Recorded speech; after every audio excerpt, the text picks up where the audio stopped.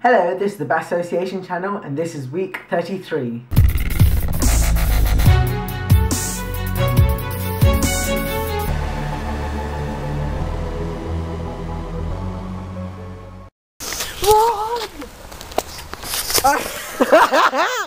Alright, take two, and action! Run!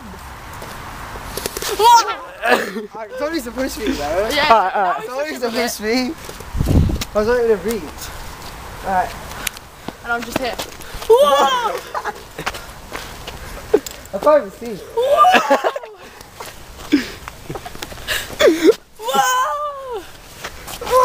Oh, okay. Yeah. Okay, is that it? Yeah. So this week we're talking about injuries that we've had when when we were kids or something. I've never broken my bones completely in terms of snap. It was always a case of a fracture or a dislocation, you know. As far as I can remember, I've always done something to my hands or something to my feet and nowhere else. And usually, but not always, I did more damage to my right hand and right foot than I did to the left side of my body.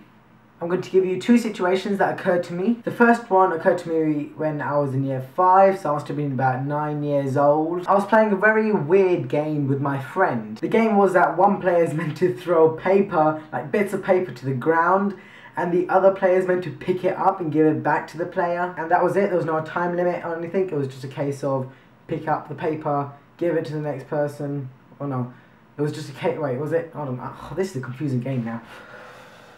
Okay, you pick up the paper and then you throw the paper and then the other guy picks up the paper. That's how the game goes, and that's how lunchtime. That was one of my few lunchtimes. So it was my turn to pick up the paper.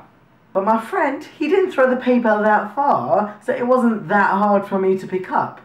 But I decided to pick it up anyways. And as I was picking it up, my friend decided to kick the paper away, so it's more further from me. So my hand was on the floor, and his feet was on the floor. And then, bang! He was kicking quite a few times as well, I remember that. And so my finger was dislocated. And my pinky finger was bent upwards, like that. I'm not going to name names here, Musa Malik, but what I can say is that the doctors, they fed me nitric oxide, more commonly known as laughing gas, and they pulled my finger so the bones are aligned again. Another injury that I had is a little bit more embarrassing. Well, it's funny now, but you know. So there I was at the top of my stairs. I must be in about year 8, so about 12, 13 years old. And I was having one of those moments where I was dancing on the stairs, like on the top of the stairs.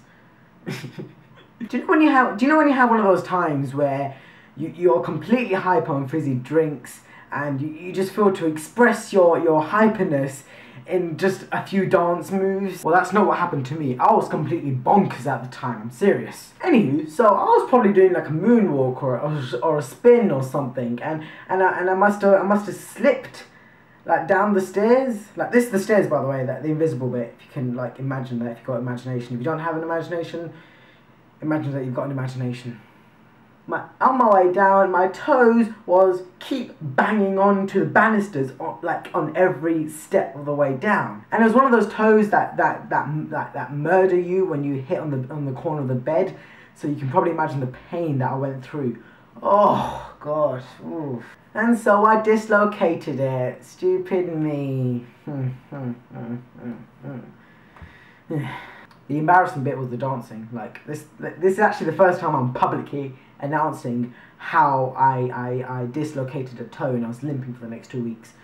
People just accept that I fell down the stairs, but there was a bit more to that. It was why I fell down the stairs.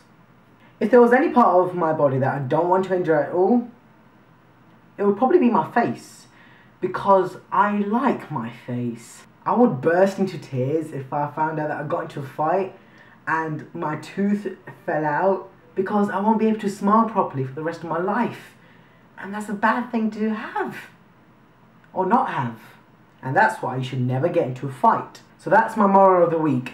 Never get into a physical fight. It's either that, or wear a mouth guard for the rest of your life, 24/7. I'll see you next week. Bye-bye.